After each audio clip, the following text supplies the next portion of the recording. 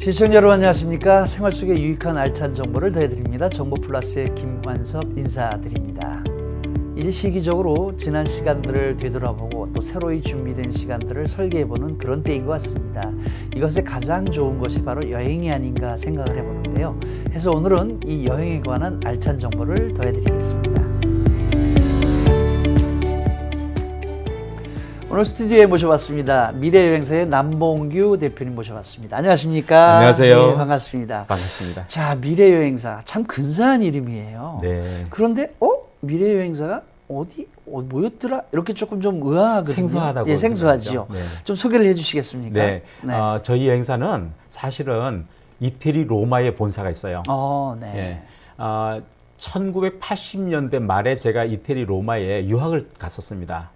그 시절에는 관광객이 흔치 않던 시절에 미국에 있는 교민들이 이태리 여행을 왔는데 일본 여행계가 저에게 전화를 해서 통역을 좀 해줄 수 있느냐는 거예요. 그래서 여행 가이드 통역을 시작한 것이 계기가 되어서 제 여행사를 시작을 한 거죠. 유럽에 있는 저와 같은 유학생들끼리 네트워크를 형성하고 한국에 있는 약 4,000여 개의 여행사들을 주 고객으로 하는 렌트사를 시작한 거죠.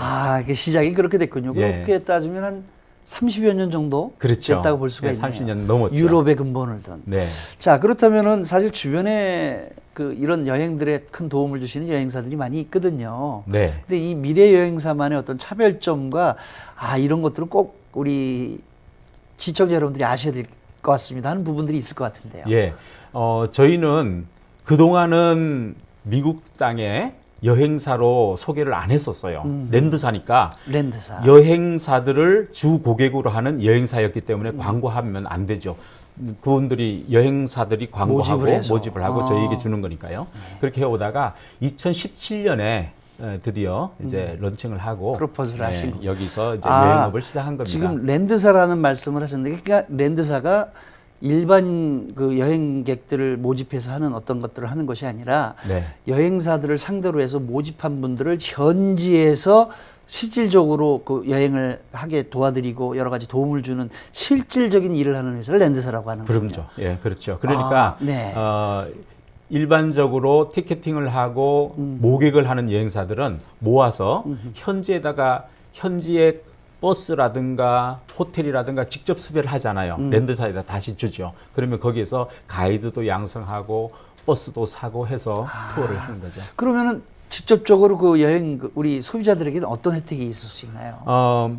그동안 이제 여행사들을 상대로 하다가 이제는 직접 고객들을 만나는 여행사가 되다 보니까 이제는 손님들에게 여행사에게 주는 프라핏 정도를 손님에게 혜택을 줄 수 있는. 거품이 빠지는구나. 네. 쉽게 하면 가격적인 면에서 굉장히 혜택을 볼 수가 있네요. 그렇죠. 그거 굉장히 중요하거든요. 그리고 네.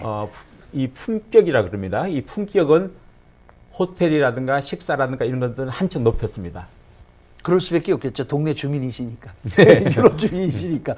아이고야, 이거 어떻게 하나. 다른 분들은, 그런 랜드사가 직접 프로포즈를 하게 되니까 이제 쉽게 말하면 우리가 알아듣기 직거래가 되는 그런 형태라고 봐도 되는 거네요. 직판. 직거래. 그럼 굉장히 혜택이 많은데.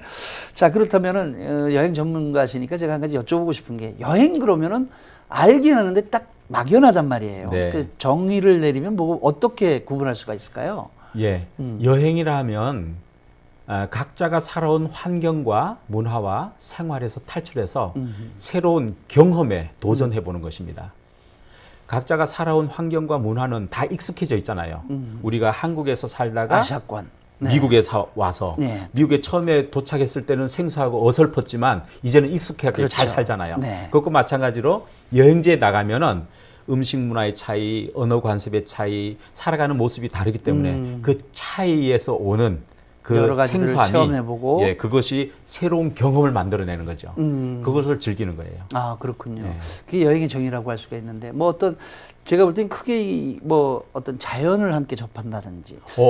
두 가지로 나눠요. 그렇습니까? 여행지는 크게 나눠서 두 가지로 나누는데 하나는 신이 창조한 자연을 보는 자연 관광지가 있습니다. 예를 들면은 그랜드 캐년이라든가 또는 알프스의 융플라우라든가 이런 데는 눈으로 보고 마음으로 즐길 수 있는 멋있다 하고 마음에 그냥 감동이 오는 그런 여행 아니겠습니까? 네. 근데 또 한 면의 여행은 인간이 걸어온 업적을 보는 역사 관광지가 있어요.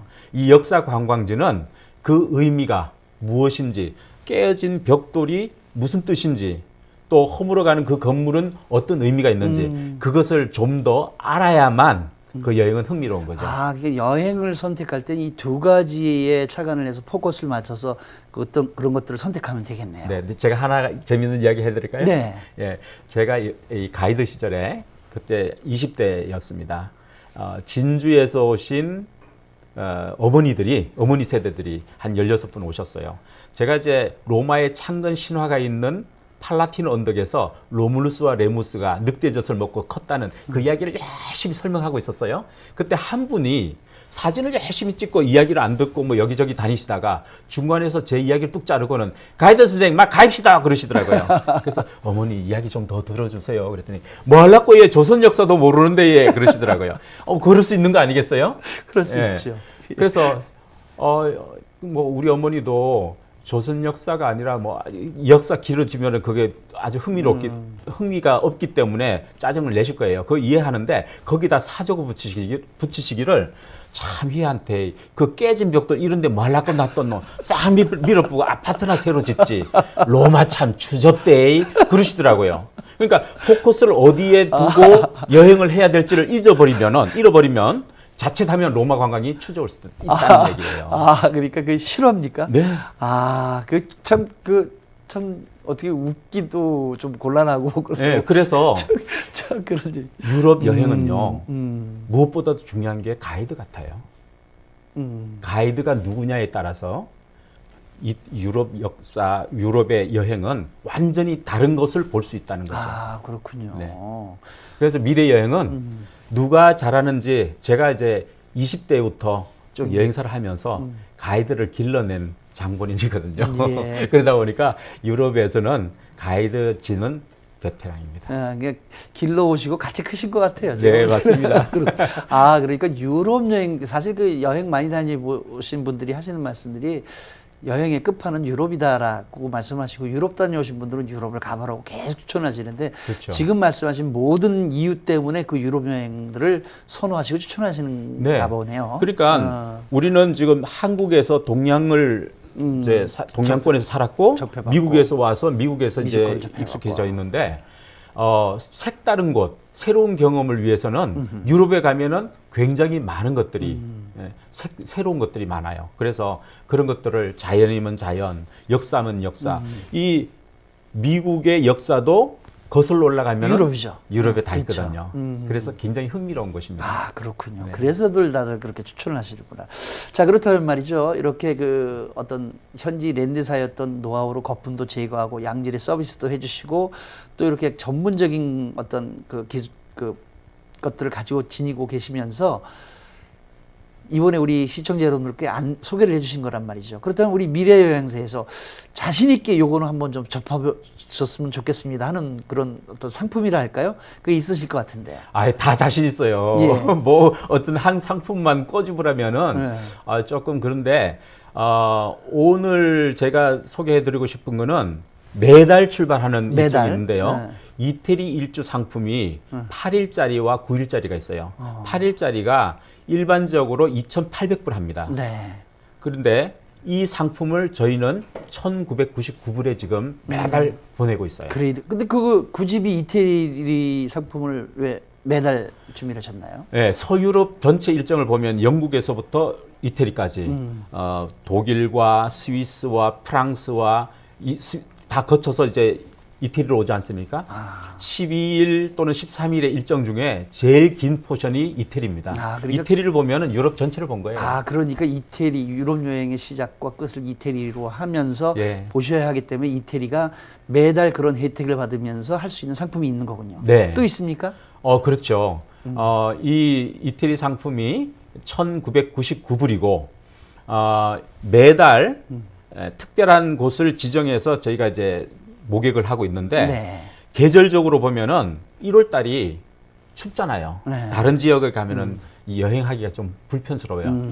일조량도 줄어들었고. 네. 그래서 따뜻한 지역으로 캘리포니아와 이 기온이 비슷한 스페인을 추천하고 싶어요. 네. 스페인 일정은 1월 23일에 출발하거든요. 네. 그 일정은 이 스페인 남부는 이 캘리포니아처럼 날씨가 따뜻합니다. 그래서 그 온화합니다. 일정이 또 준비가 돼요. 예, 그래서 그 일정을 만들어서 이번에 카사블랑카, 이 아프리카 땅의 모로코까지 가는 그런 일정으로 2,998불로 그렇게 모시고 있습니다.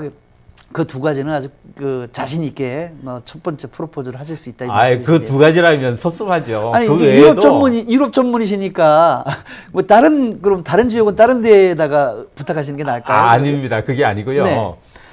저희 여행사에 제가 이제 1980년대에 여행을 크게 할 때는 가이드들이 굉장히 많았어요. 굉장히 많은 유학생들이 왔다가 공부하면서 아르바이트로 시작을 하고 뭐 이러면서 거기서 자라나면서 거기서 살면서요. 지금은 저 아프리카에도 가 있고 우리 가이드가 어느 날 전화했더니요. 형님 저예요 그런 거예요. 페루에 가 있는 동생이 있고. 그 세계 각지에 여행사들이 돼 있더라고요. 그 패밀리들이 세계 각지에 다 있기 때문에 문제가 없네요. 북유럽에도 가 있고.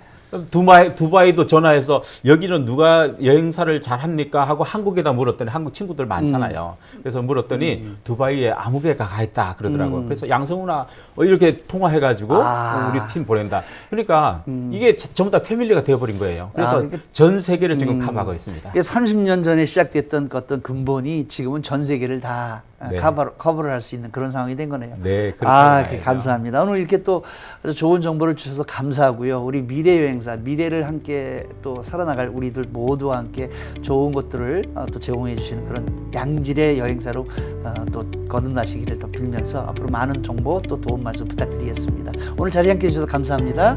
감사합니다. 고맙습니다.